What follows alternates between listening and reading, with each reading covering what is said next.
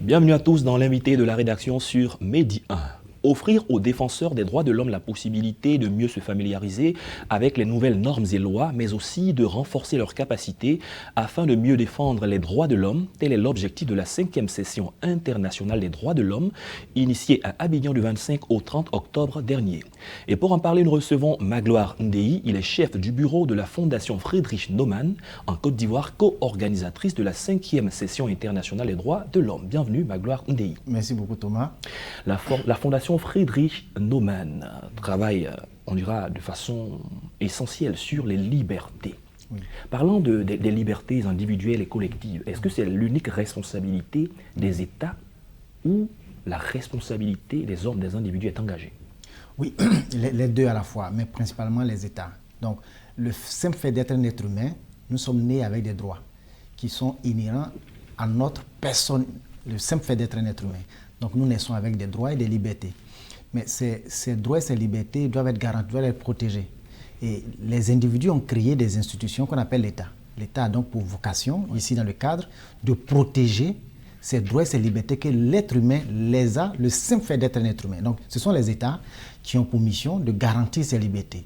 Mais cela veut dire aussi que l'État doit permettre aux individus de ne pas violer les droits des autres individus. À quel niveau est-ce que nous en sommes quand on parle des droits de l'homme en Afrique? Est-ce que le tableau reste toujours sombre ou est-ce qu'il y a des acquis? Oui, il y a beaucoup d'acquis. Quand nous prenons l'histoire depuis la colonisation jusqu'à aujourd'hui, il y a eu beaucoup de droits, beaucoup de libertés qui ont été acquis, donc très souvent par des luttes de grands défenseurs des droits de l'homme, mais aussi par des engagements que les États ont pris de garantir donc ces droits et ces libertés. Donc aujourd'hui, le tableau n'est pas si sombre que ça. Il y a eu beaucoup d'avancées.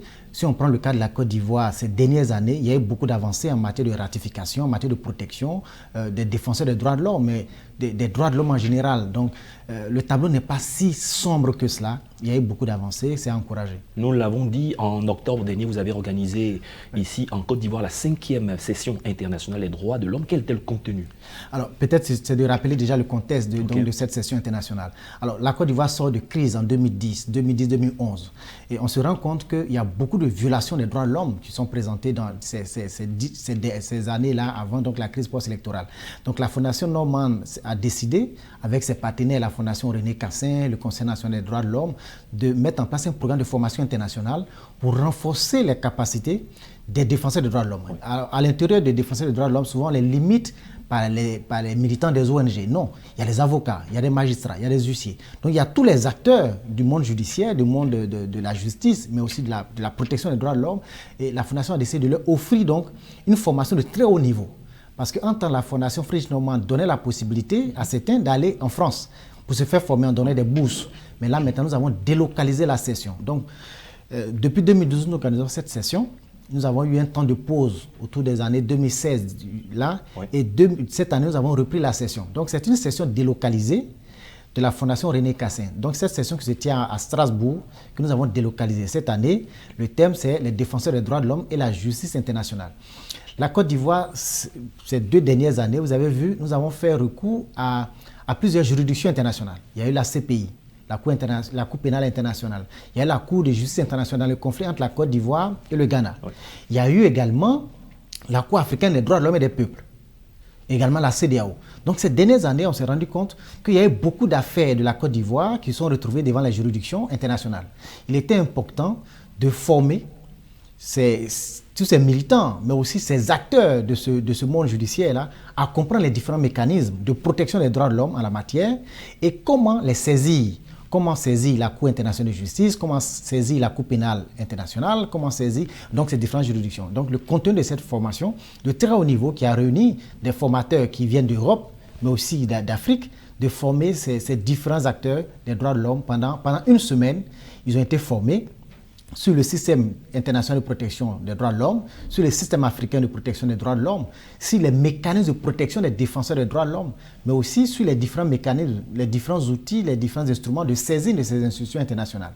Donc c'est ce qu'ils ont fait. Et puis à la fin, il y a une évaluation parce qu'il faut qu'on s'assure que ces formations qui ont été délivrées, ceux qui y étaient ont vraiment le niveau où on peut bien assimiler. Donc il y a une évaluation. Cette année, dans les conditions Covid, nous avons limité à 63 participants qui viennent de 9 pays Et parmi les 63 participants, il y a 55 qui ont été admis au test de fin de formation. Donc, à peine 8 personnes n'ont pas été admises. Parce que pour avoir la moyenne, il faut avoir 12. Pour avoir le certificat, il faut avoir 12 sur 20. Mais en dehors, tout le monde a eu au moins 10 sur 20. Okay. Mais déjà, ça montre que le niveau est très bon ici. D'accord. Qu'en est-il de la protection des défenseurs des droits de l'homme? Parce que parfois, pendant les crises, il y a vraiment des échauffourées, il y a beaucoup de choses qui se passent. Absolument. Et on a l'impression que les déclarations qui se font sont sous pression. Alors, au cours de cette séance, au cours de ces formations, qu'est-ce qui a été dit quant à la protection des défenseurs des droits de l'homme? Déjà, ce qu'il fallait indiquer, c'est qu'il y a des lois, que ce soit au niveau international, au niveau régional, donc en Afrique, et au niveau national, il y a des lois qui protègent les défenseurs des droits de l'homme. Parce que c'est un travail difficile qui se fait, donc il y a des mécanismes de protection qui existent. Il fallait déjà montrer ces différents mécanismes, comment saisir ces instruments, parce qu'en cas de violation d'un droit, d'un défenseur des droits de l'homme, on peut saisir au niveau national des juridictions, mais au niveau africain également. Donc il fallait présenter ces différents mécanismes pour que les auditeurs comprennent qu'il y a des dispositions qui existent. La Côte d'Ivoire a bien évolué en la matière.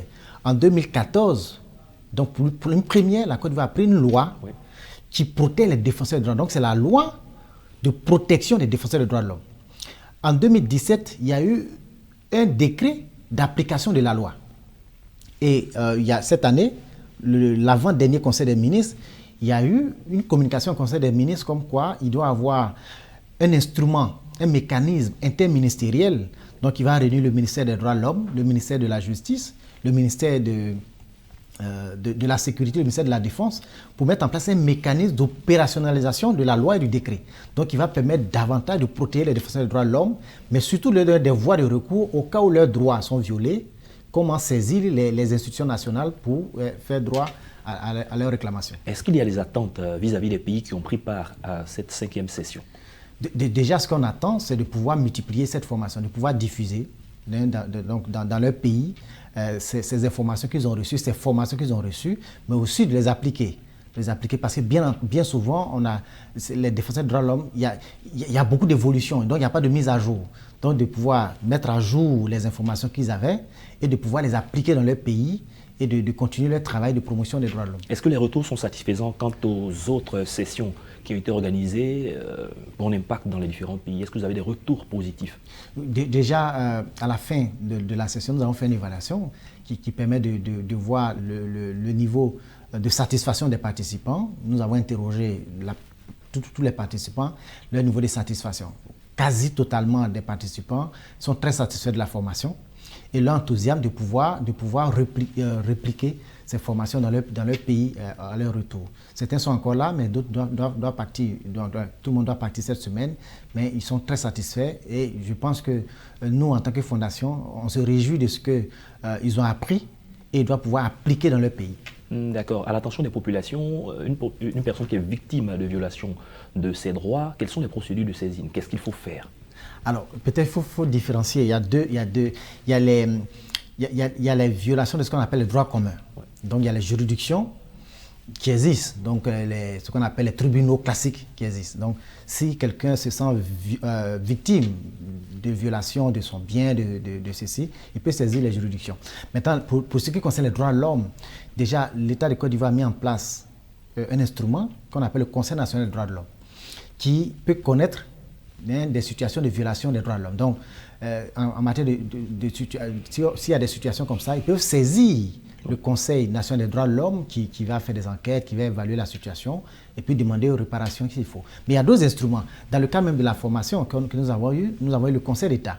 Le Conseil d'État est par définition la juridiction qui protège les citoyens vis-à-vis de l'administration et du service public. Donc, si un citoyen estime qu'il est victime ou ses droits sont violés par l'administration ou par un agent de l'État, il peut saisir le Conseil d'État pour entrer en situation, en restauration de ses droits. Il y a d'autres mécanismes qui existent. Hein. Bon, en tout cas, toutes les juridictions peuvent protéger les droits de l'homme, mais je vais me fonder sur ces deux instruments, donc le Conseil national des droits de l'homme, mais également il y a les ONG qui travaillent en la matière. Donc, s'il y a des droits de l'homme qui sont violés, on peut saisir des ONG qui ont la compétence, qui ont l'expertise de préparer des dossiers et de pouvoir saisir. S'il n'y a pas satisfaction au niveau national, on peut saisir les juridictions communautaires comme la CEDEAO, comme la Cour africaine de justice. On a le cas du Sénégal où certains citoyens ont porté plainte contre les pays auprès de la CEDEAO qui ont eu voie de satisfaction, mais également auprès de la Cour africaine des droits de l'homme. Donc, voici les échelons que les défenseurs des droits de l'homme peuvent exploiter jusqu'au niveau international. Bien sûr. Merci, M. Ndéhi Magloire. Merci d'être passé sur notre plateau. Je vous remercie. Je rappelle que vous êtes chef du bureau de la Fondation Friedrich Naumann en Côte d'Ivoire. C'est ça. Et avec vous, nous avons parlé de la 5e session internationale des droits de l'homme qui s'est déroulée ici en Côte d'Ivoire. Merci encore. Merci beaucoup. C'est la fin de cette émission. Merci à tous de l'avoir suivi. Excellente suite de nos programmes.